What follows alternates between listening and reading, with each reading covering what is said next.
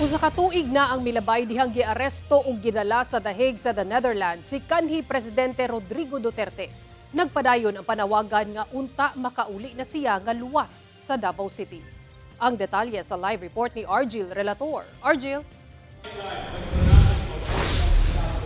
Sara usa ka misa ang gipahigayon dinhi sa San Pedro Cathedral sa Davao City aron nga ipanalangin ang luwas nga pag-uli ni kanhi Pangulong Rodrigo Duterte. Usa sa mga mitambong sa mga misa ang anak ni FPRRD nga si Vice President Sara Duterte. Usa ka tuig na karong adlaw human ang pag-aresto dihang milapag ang iyang gisakyang eroplano sa naiya gikan og Hong Kong o gidala sa The Hague sa Netherlands si kanhi Presidente Rodrigo Duterte.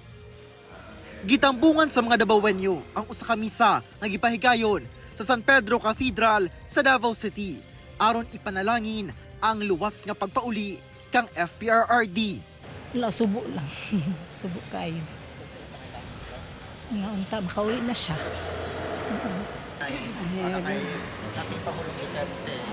Ay, nag-ampo na po ko nga naatanta nga makagawas na si Presidente Duterte kauli nga sa Pilipinas. Mitambong sad sa misa si Vice President Sara Duterte.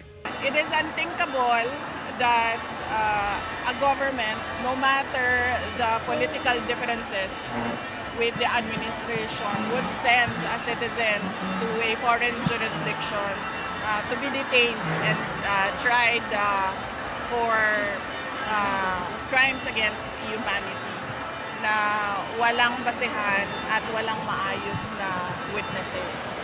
So, galit ang mga tao.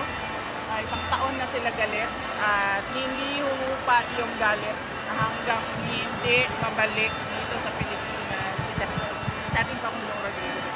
Sa naunang gipagula nga pahayag, gitawag kini ni VP Sara nga unang anibersaryo sa pagbarog sa katarungan ug soberanya.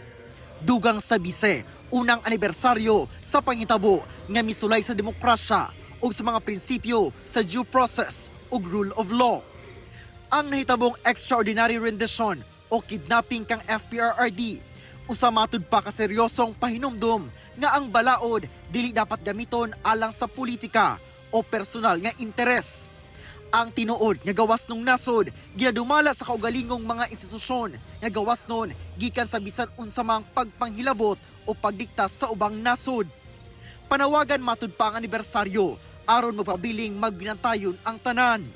Wala matud pa'y bisan si kinsa nga Pilipino ang dapat nga wad-an og proteksyon sa saligang batas. Sa pahayag ni Davao City 1st District Congressman Paulo Duterte, gidala ang iyang amahan sa The Hague sa administrasyon nga gipili ang politikal nga pagpanimalos. Alang sa ilang pamilya, dili kini usa ka pampolitikal nga aktibidad. Adlaw kini nga ang usa ka tawo nga gibubuo ang iyang tibuok kinabuhi sa pagbatok sa krimen, pagprotekta sa mga komunidad o pagserbisyo sa katawhang Pilipino kay gikuha sa nasod nga iyang gipaglaban. Padayon matud pa ang kampo ni FPRRD sa pagpadala og hangyo sa ICC alang sa iyang interim release. Every time merong opportunity na mag-apply ng interim release, si dating Pangulong Rodrigo Duterte ay gagawin yon. Kahit pa man hindi deny yon at alam natin na hindi deny yon ng korte, gagawin pa rin natin. Sara, sa karong samtang ginapahigayon ang usa ka programa dinhi sa Rizal Park sa mga taga-suporta sa pamilyang Duterte kung asa dunay mga miyembro no o mga supporter nga mihatag og mensahe. Una ka nakagina mga alas 3:30 sa hapon usa ka walk for justice ginapahigayon gikan sa Magsaysay Park paingon dinhi sa Rizal Park. Sara. Okay, daghang salamat Argil Relator.